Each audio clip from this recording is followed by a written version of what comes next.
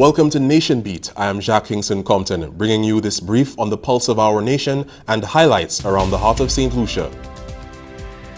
A leading international IT firm researches St. Lucia's investment potential, connecting tourism with the innovations of technology for success. One of St. Lucia's most noted journalists has documented his life story. TIPA imparts record-keeping skills.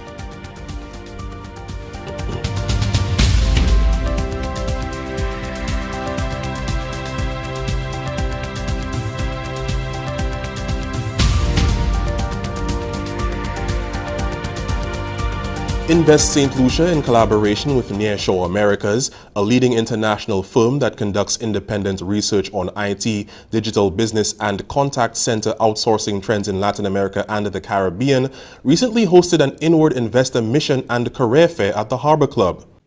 A small delegation of investors interested in expanding their outsourcing and contact center companies to St. Lucia were on island recently to explore business opportunities and receive information on St. Lucia's viability as a business location.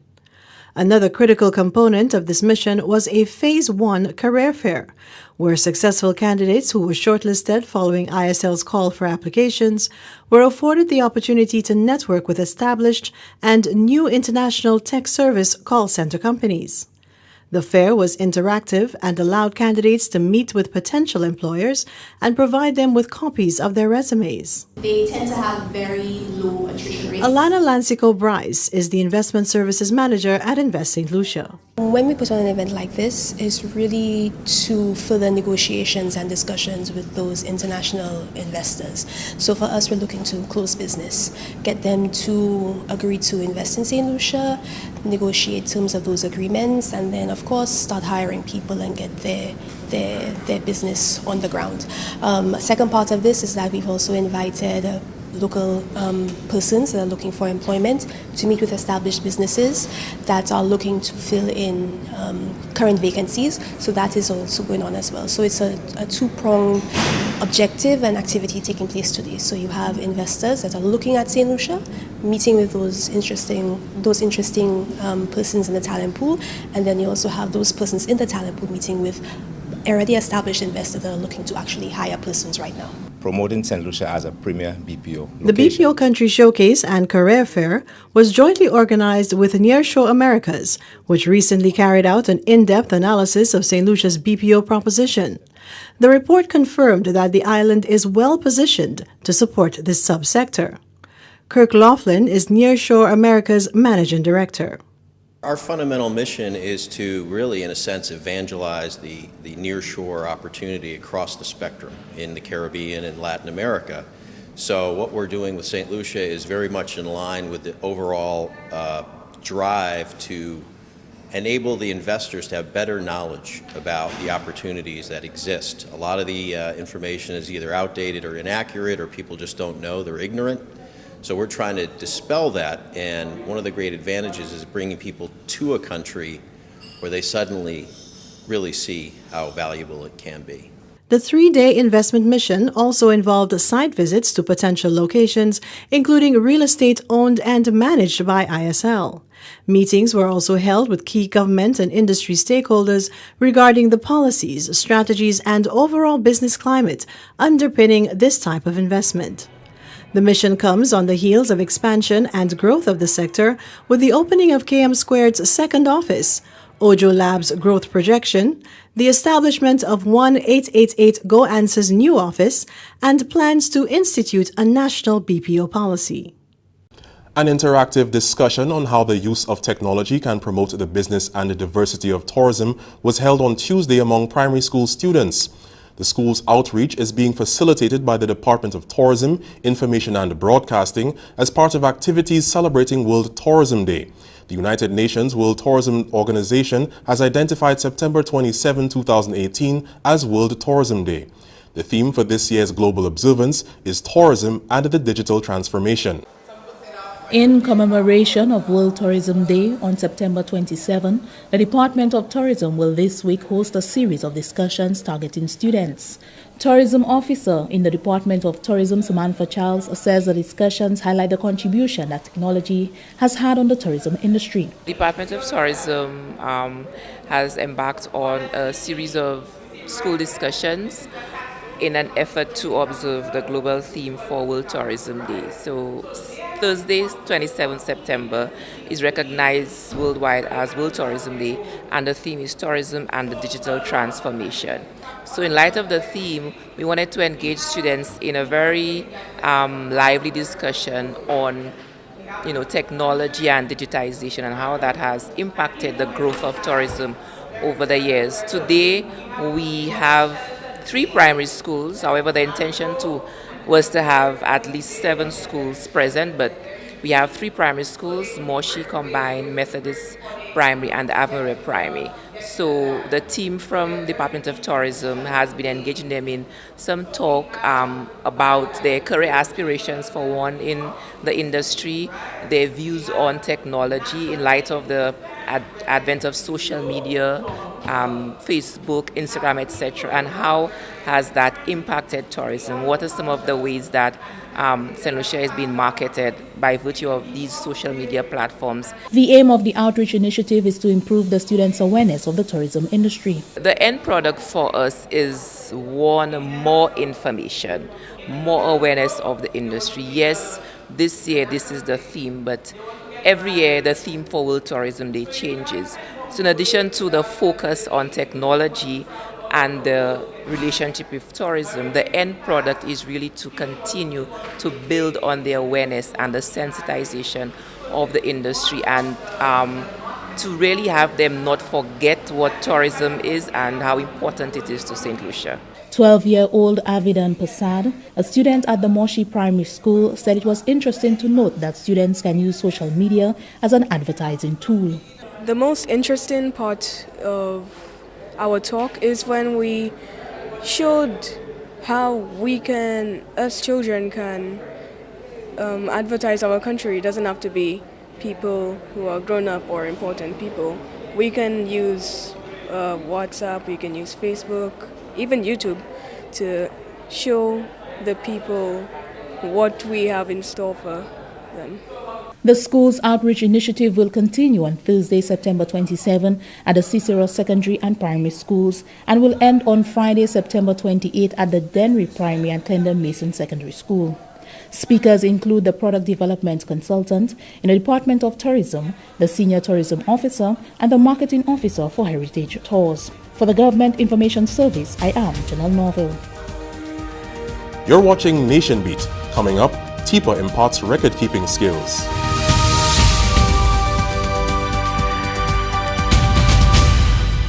What's in the food you're eating? Do you really even know? All the chemicals and hormones used to accelerate their growth. All the artificial flavoring, sweeteners and colors too.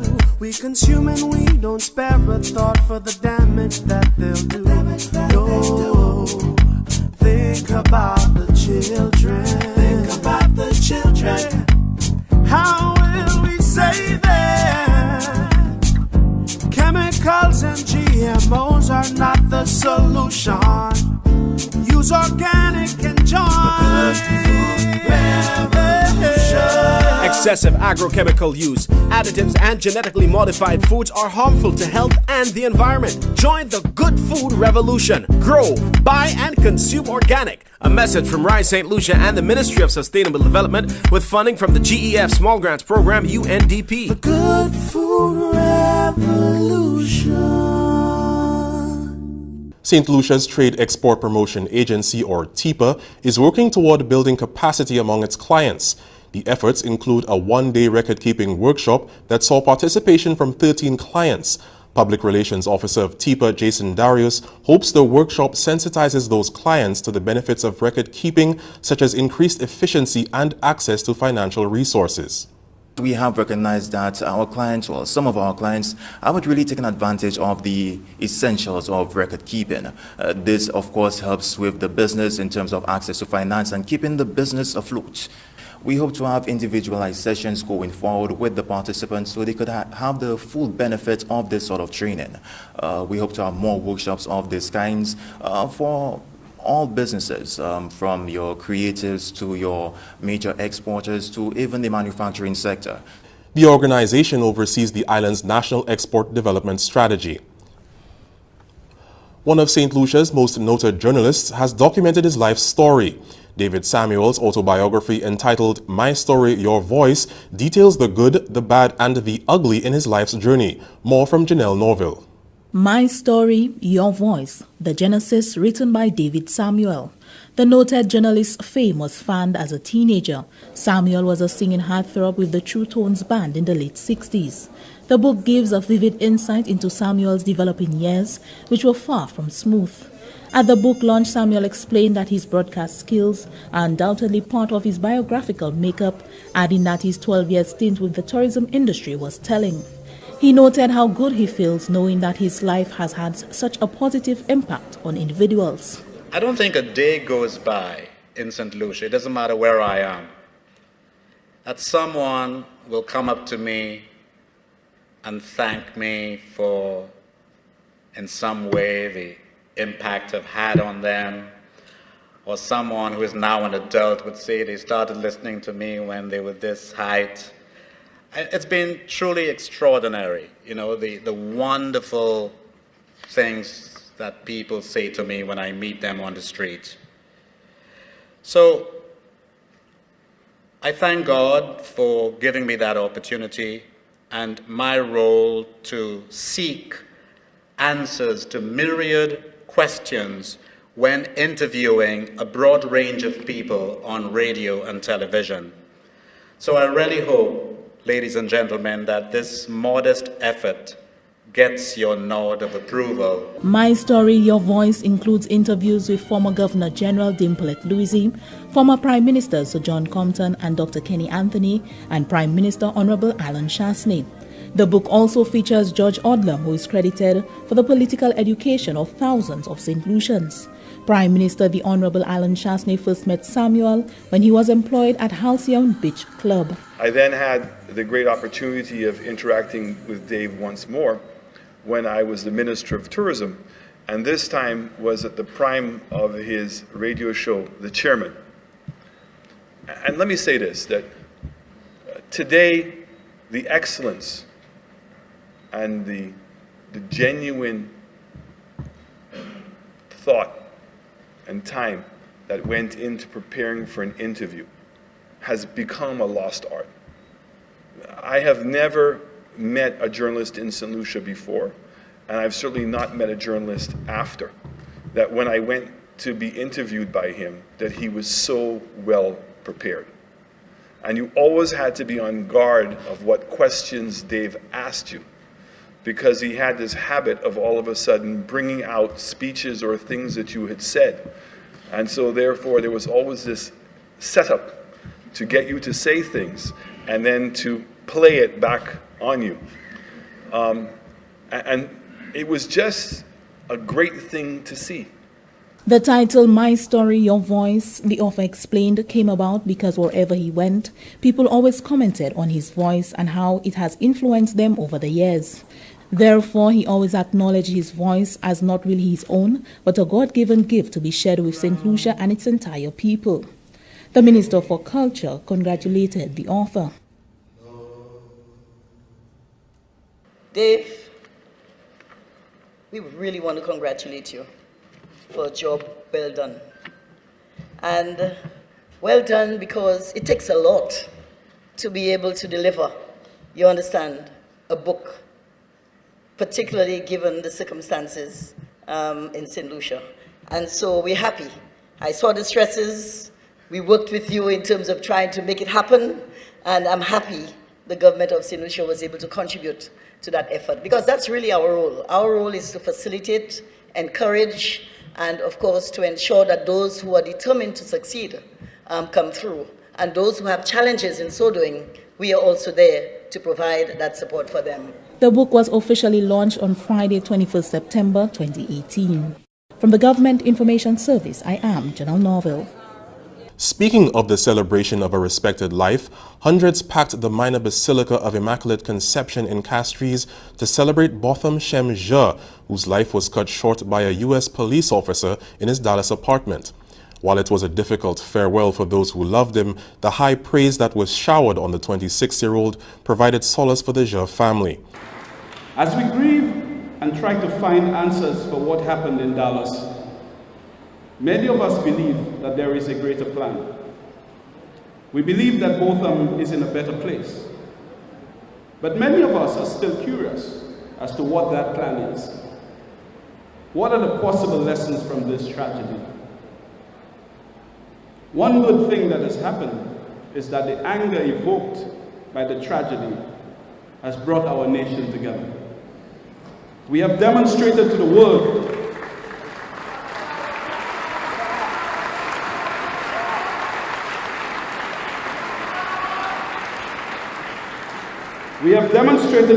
in no uncertain terms that we are family. This is a matter that has transcended political, religious, and other social and economic divide. Botham's dream was to change lives, to change the world and make it a better place for you and for me and the entire human race. Whether you were black, white, Chinese, or otherwise. That was his dream. But like most persons who dream big, his life was cut down prematurely. In this case, viciously, by wicked hands, and those who would seek to do evil rather than good. But brethren, be of good cheer. For the God that we serve is a mighty God, and he is able to deliver us from all evil if he so chooses. He gave us the best of heaven to redeem us. If he desires to give us victory over this evil and heinous act, he can and he will. He graduated in 2008. He won a trophy which we call the Spirit of St. Mary's. Now this is a big deal. We have the other major trophies like Sportsman of the Year and Student of the Year are based on specific criteria. We don't have any real written criteria for Spirit of St. Mary's. It is a boy who, while he was at school, was able to touch the lives of as many people as possible. And both of them excelled. At the end of Form 4, he probably would have already won that award. He didn't even need a final year. That's how effective he was among his peers, with teachers, just being a student at St. Mary's College. We're very proud of both. He graduated an extremely outstanding young man. Consistent in those thoughts about Botham Shem Je, or that his life held promise, he was mature beyond his years, even at 17. In the face of this tragedy, we celebrate a life well lived that could have such immeasurable impact even now. On behalf of the management, faculty, staff, alumni, and students of the South Louis Community College, I extend sincere condolences to the family and friends of Botham Shem Je. As his family felt the love and support of all of St. Lucia, news that the officer responsible for his death had been relieved of duty began to circulate. Dallas officer Amber Geiger, who is facing a manslaughter charge after fatally shooting the 26-year-old Botham Je in his Cedars apartment on September 6, was fired on Monday. Botham's final goodbye was preceded by a homecoming reserved for heroes. Scores lined the route as his body traveled from Vieux-Fort to Castries. Among them were the co-workers of Botham's father, Bertram Je. Bertram Je is the store's supervisor at the Water and Sewage Company, or WASCO. We are here to support and to lend solidarity to our colleague and friend Bertram Je, who is Botham's father. And all of the staff have come here because we care about the family and we want to demonstrate our support for them during their time of bereavement. The staff have been very cooperative. They were very willing to lend support to such an activity. We also had participation in a similar activity in the south. So our southern branch, employees from that branch came out in a like show of support in Vieux-Fort for this initiative. Meanwhile, the chairman of the OECS Authority, Prime Minister Dr. Ralph Gonsalves of St. Vincent and the Grenadines, has issued a statement of the killing of Botham Jean. Prime Minister Gonsalves stated that from every indication, Botham Shem Jean was a proud product of our Caribbean civilization. Bright, God-fearing, respectful of others, humane and full of promise. The region, he says, stands firmly in solidarity with the family and friends of Jean, and with the government and people of St. Lucia in their demand for justice. The chairman of the OECS says the people of the region are dismayed by the attempts by some to smear the character of Botham Jean, and called upon the authorities in the state of Texas to ensure that justice prevails in this matter. And Prime Minister the Honorable Alan Chasney has welcomed the solidarity of the OECS Authority. Like Prime Minister Gonsalves, the St. Lucian leader is bothered by aspects of the case. I was extremely disturbed. I think, like everybody else, that information with regards to the search of both his apartment and the contents of the apartment were made public. From a personal perspective, you know, a dead man can't talk to defend himself. And so I think, like everybody else, disturbed by that pronouncement. I have to allow the process to take its course. As I said, this is not within St. Lucia's domain. But obviously, as the government of St. Lucia, and given that this is a St. Lucian citizen, we certainly intend to stay very close to the case and to what is taking place. The Cultural Development Foundation, or CDF, welcomes a new executive director. Mrs. Ramona Henry Wynn has been appointed to head of the affairs of the organization for a period of 2 years. Ramona Henry Wynn is an administrator by profession. Trained in the UK, she holds a postgraduate diploma in Management, Banking and Financial Services, a BA Honours in Banking with Economics and Law, and a Master of Business Administration. She is a former dancer who also acted in theatre productions, among them Moon on a Rainbow Shawl, directed by Gandalf Sinclair, under the direction of tutor Petrus Compton. She has worked as an administrator at the senior level for the past 17 years, coordinating the operations and human resource departments of statutory bodies and private sector organizations in St. Lucia and the United Kingdom. That's Nation Beat. Join us next time as we feel the pulse and heart of our community. I'm Jacques Kingston Compton.